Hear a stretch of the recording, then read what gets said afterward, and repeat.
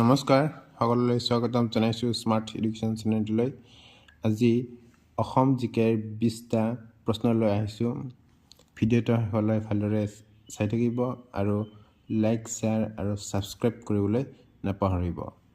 আজি প্ৰথম প্ৰশ্নটো হ'ল অসমৰ ৰাজ্যিক ফুল কি? অসমৰ ৰাজ্যিক ফুল হ'ল কপৌ ফুল। অসমৰ ৰাজ্যিক বৃক্ষ কি? অসমৰ ৰাজ্যিক বৃক্ষ হ'ল হলং গছ। 3 নম্বৰ প্ৰশ্ন অসমৰ ৰাজ্যিক জন্তু কি? অসমৰ ৰাজ্যিক জন্তু হ'ল একশিঙীয়া গড়। 4 নম্বৰ প্ৰশ্ন অসমৰ ৰাজ্যিক পক্ষী কি?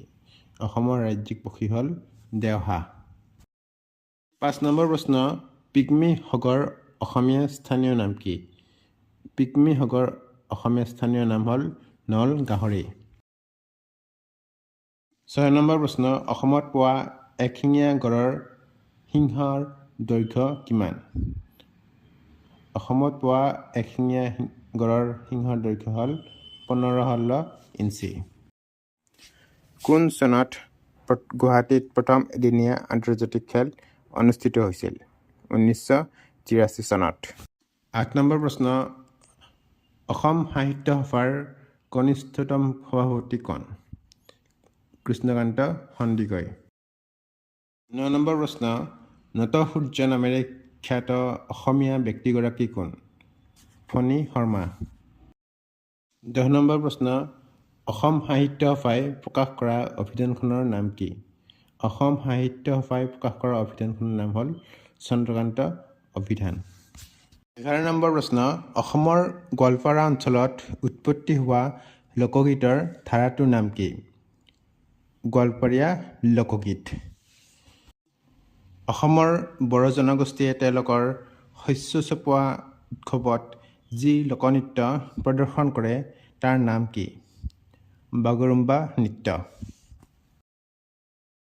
13 নম্বৰ প্ৰশ্ন লক্ষ্মীনাথ বেজবৰুৱাৰ মৰণোত্তৰভাৱে প্ৰকাশিত কবিতা পুথিখনৰ নাম কি?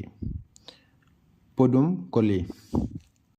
14 নম্বৰ প্ৰশ্ন জয়দৌল জয়সাগৰ পুখুৰী আৰু ৰংমহল কোনজন অসম স্বৰ্গদেৱে নিৰ্মাণ কৰিছিল? স্বৰ্গদেউ ৰুদ্ৰসিংহ। 15 নম্বৰ প্ৰশ্ন অসম মন্ত্ৰী পৰিষদৰ সদস্য পদ লাভ কৰা প্ৰথমগৰাকী মহিলা কোন আছিল? শ্ৰীমতী পদ্মকুমাৰী গোহাঁই। 16 নম্বৰ প্ৰশ্ন অসম শব্দটো সংস্কৃত অসমা শব্দৰ পৰা অনা হৈছে, ইয়াৰ অৰ্থ কি? অতুলনীয়। 17 নম্বৰ প্ৰশ্ন চিৰচেনেহী মৰফাখা জননী এই গীতটো কোনে ৰচনা কৰিছিল? চিৰচেনেহী মৰফাখা জননী এই গীতটো সাহিত্যাচাৰ্য মিত্ৰদেৱ মহন্তই ৰচনা কৰিছিল। 18 নম্বৰ প্ৰশ্ন ডক্টৰ নিৰ্মলপ্ৰভা বৰদলৈক কি ছদ্ম নামেৰে জনা যায়?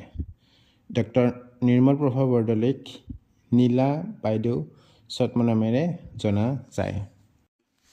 19 নম্বৰ প্ৰশ্ন অসমৰ সংগীত সূৰ্য কোন আছিল? অসমৰ সংগীত সূৰ্য আছিল ডক্টৰ ভূপেন হাজৰিকা। 20 নম্বৰ প্ৰশ্ন জ্ঞানপীঠ বঁটা লাভ কৰা প্ৰথম অসমীয়া গ্ৰন্থখনৰ নাম কি? জ্ঞানপীঠ বঁটা লাভ কৰা প্ৰথম অসমীয়া গ্ৰন্থখনৰ নাম হ'ল মৃত্যুঞ্জয়।